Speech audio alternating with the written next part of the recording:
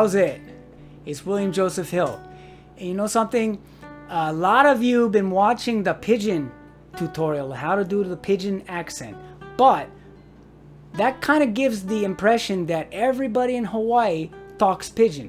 That's not necessarily true, because in Hawaii, people also talk proper English.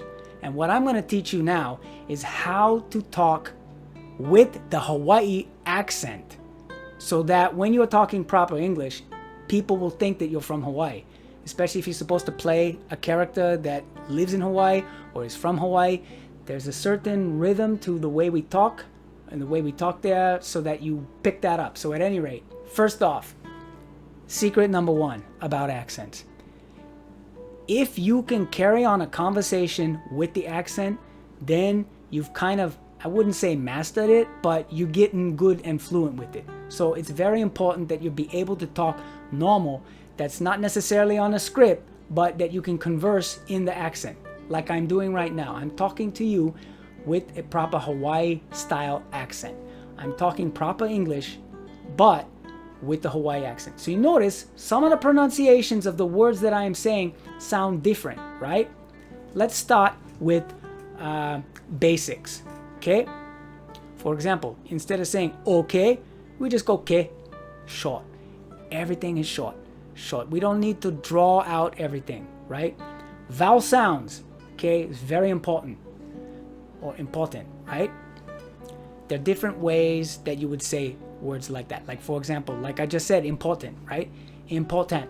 Hawaii is similar to like the Boston accent, because in Boston they would say, like Boston style would say, park the car in the yard, and you feel it up here, right? Feel it up by your nose. Hawaii, we almost sound the same, but we bring them down here, right? So it sounds more like this. Park the car in the yard, right? Still, you drop in that R, right, at the end. See, we don't say R, we say ah, ah. Another thing is TH. Now, depending on how thick you want your Hawaii accent to be, you might say tick, like tings, tick, very island-like. But when I was growing up, we did phonics, because that way we would learn how to talk properly, like standard English. So we would get the TH. So what you do is you take the tings, right? The tings that you're talking about, dial it back. So things, see? So it's, you're bringing in the TH, but you're not th, and you're not t. So you're halfway, right? Little bit, right in the middle, that sweet spot. So when you listen to people from Hawaii, I can always tell somebody's from Hawaii because of the way they're talking, like I'm talking right now. The rhythm, there is a rhythm to it, like the way I've got it. And another thing too is, you know how sometimes when people are talking from Hawaii, it kind of goes up like that. It's almost like a question, but that's another thing. So you do that with Pidgin, but you also do that with standard English. Like, you know that guy who is around the corner like that? You know the guy down the street?